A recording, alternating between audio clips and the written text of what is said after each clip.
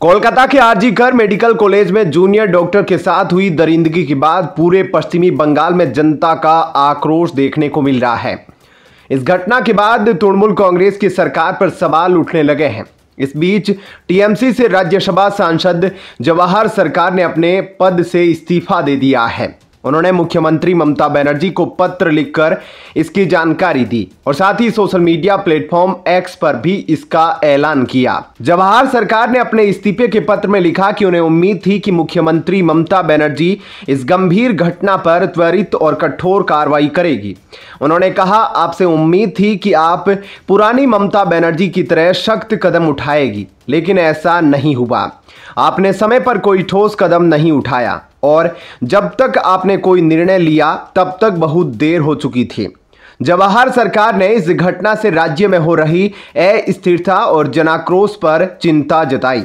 उन्होंने कहा, अगर इस मामले में दोषी डॉक्टरों और प्रशासनिक अधिकारियों के खिलाफ समय रहते कड़ी कार्रवाई की जाती तो राज्य में सामान्य स्थिति बहाल हो सकती थी, लेकिन ऐसा नहीं हुआ, जिसकी वजह से कोलकाता और पूरे पश्चिमी बंगाल में विरोध प्रदर्शन बढ़ते गए।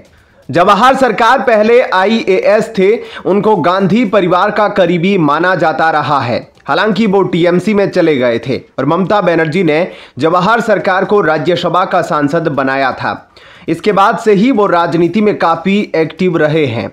जवाहर सरकार ने अपने इस्तीफे का एक बड़ा कारण टीएमसी के कुछ नेताओं के भ्रष्टाचार को भी बताया। उन्होंने कहा कि पार्टी के कुछ नेताओं का भ्रष्टाचार में शामिल होना और उनके खिलाफ कोई कार्रवाई न किया जाना उन्हें बहुत खल रहा था। उन्होंने इस पर स्पष्ट रूप से कहा कि टीएमसी के अंदर कुछ नेताओं का दबंग रवैया और सरकार का उनके खिलाफ सख्त कदम न उठाना राज्य में बिगड़ती स्थिति का मुख्य कारण है।